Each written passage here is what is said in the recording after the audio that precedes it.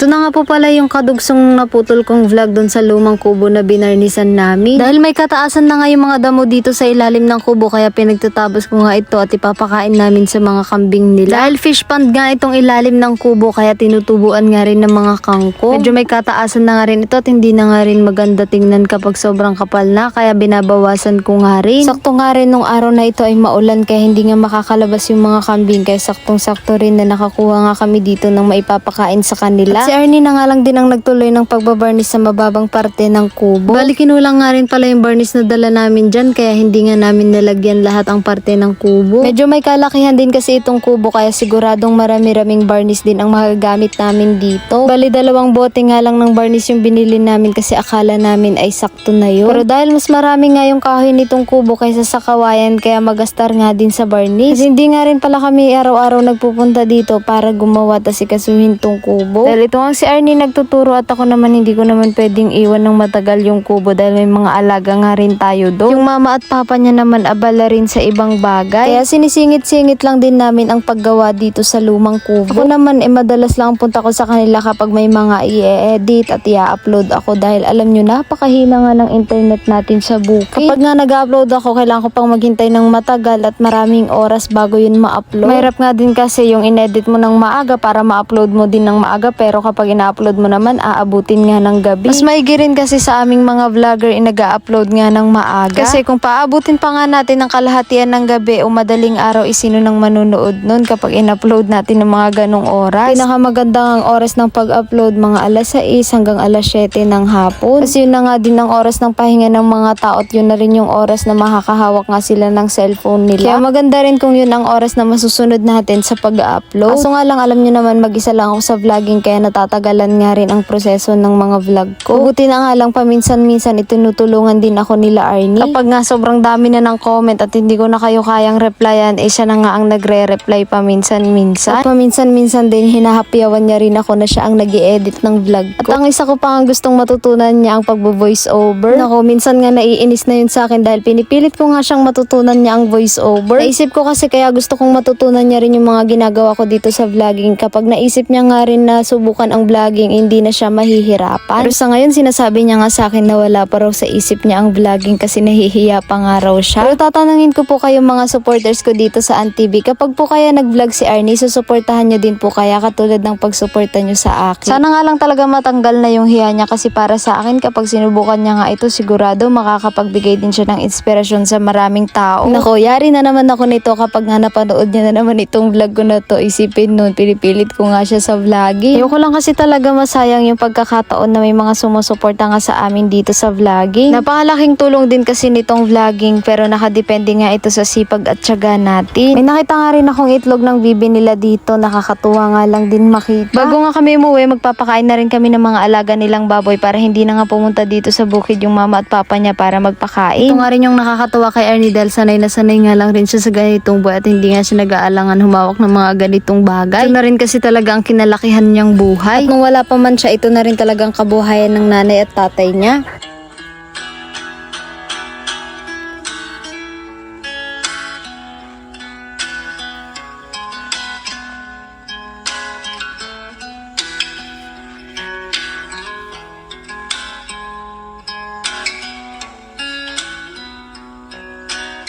Ako na nga rin ang nagpakain ng mga bibi at manok. Nakakatuwa nga dito sa bukid nila dahil napakarami nga nilang alagang hayop. Hindi ka nga dito malulungkot o mai-stress. Sabi ko nga kapag may sariling bukid na rin ako, ganitong buhay lang rin ang gusto ko, yung maraming alagang hayop. Yung nakatira lang sa napakasimpleng kubo, tahimik at malayo sa gulo. Yung may mga tanim kang gulay para sariwa ang kakainin mo at para makatipid na rin. At kapag gusto mo naman umulam ng mas masarap o kaya naman pag may bisita ka, kukuha ka lang sa mga alaga mong hayop, may masarap ka ng ulam. Yung tipong pag kailangan mo ng pera, magbenta ka lang sa mga alaga mong hayop, meron ka ng mahuhugutan. Kinagabihan naman, umuwi kami ni Ernie dito sa kubo para maghatid ng pagkain ng mga alagang hayop ko dito. At pinakain ko na nga rin yung mga alaga pagtapos nung nagpitas nga ako ng bunga ng tanim kong patola. Nakakahiya kasi pag nga kumakain ako doon, wala man lang maiambag. Para naman kahit papano makalibre din kami at hindi na nga sila bumili. Parang kailan lang talaga itong tanim ko na to, ngayon napapakinabangan at naaanihan ko na rin. Ito rin talaga kaganda at pag may tanim ka, meron kang aasahan.